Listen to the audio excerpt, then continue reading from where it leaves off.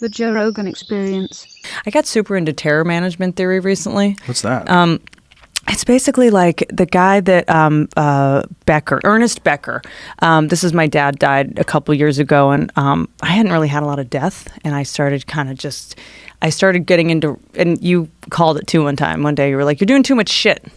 Like you're doing too much stuff. Stop doing so much stuff." And I didn't realize, like, when you have death in your, basically terror management theory is, this is something you know, of course, but that because we have a prefrontal cortex and we're basically the only animal that can ponder the future and the past, like we know we're going to die and we can't tolerate that anxiety. It's too stressful for us. So we basically have to keep ourselves busy and do meaningless shit to feel important. We have to win awards. We have to have titles. We have to get things in order to have a sense of immortality, right? It's basically just managing the anxiety of knowing that we're rotting every day. It's just dying and could die at any moment. It's just like a false sense of control and longevity.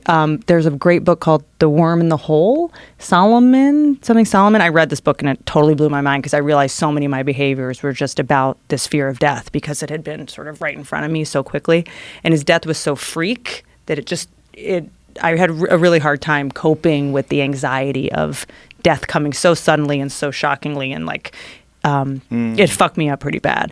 But I started just making myself busy with super irrelevant shit in order to try to cope with that anxiety. And so I got super into terror management theory. Terror management theory. Terror, like trying to manage the terror, the daily terror that we know we're gonna die. Is that the book? Yeah, The but Worm it's at the Core. I tried something else. It's a less corny cover, the one that I have. But it's the same title? TMT, terror management theory. Terror management theory is a little bit controversial, I think, because it also justifies some like supremacy thinking, a lot of I'm better than you, and like cultural superiority stuff.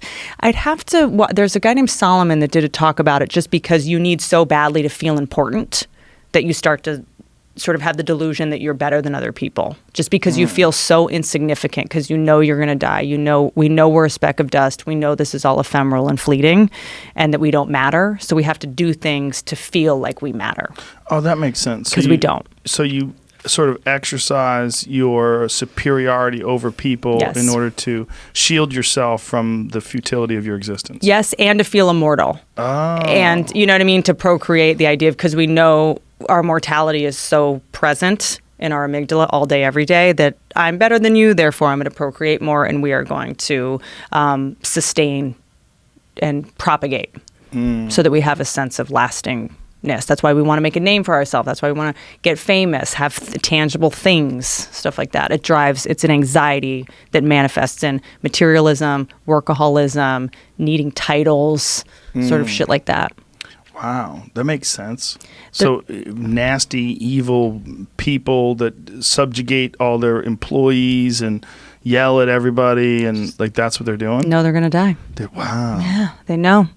But they're not even, it's so deep in the subconscious, they have no awareness of why they're behaving the way they're behaving. It's wild. They've done these studies where, because I got super into it, because I didn't recognize my behavior. I felt like kind of the zombie. I was like trying to like set up all these TV shows, and I was like writing all these movies, and I was just like, and I was like, this is so weird, because my dad just died. I should know exactly what matters in life, which is none of this shit, achievements or money or any of that. But I was super into like, I got to buy this house, and I need to get, this and this thing and this watch. And I was like, this is so not who I am. But it was me trying to cope sort of with all of this anxiety about death. But they did all these studies where they showed subjects to video and subliminal messaging, put one frame of just the word death, imperceptible to the actual eye. And afterwards, they showed people pictures of woods or cities and said, where would you rather be? And you would normally go, beautiful woods, nature. And they always pick cities because you just subconsciously felt more scared and wanted to be in a place that was safer. Shit like that. Cities are safer than the woods? I mean, just the idea of some protection and, lots of folks. Civilization. Yeah. The woods are scary because we're, on some level, know that we're only superficially at the top of the food chain. If we're out in the woods with a bear and there's no guns or cages, we're going to lose. It's like the idea that we just know how vulnerable we are. That's interesting, because I would feel like there's some anxiety attached to the overpopulation aspect of cities. For sure. There's got to be some of that, and the cars and the noises. Constant noise. We're not designed for that, right? The fight or flight. We're always in fight or flight mode, basically.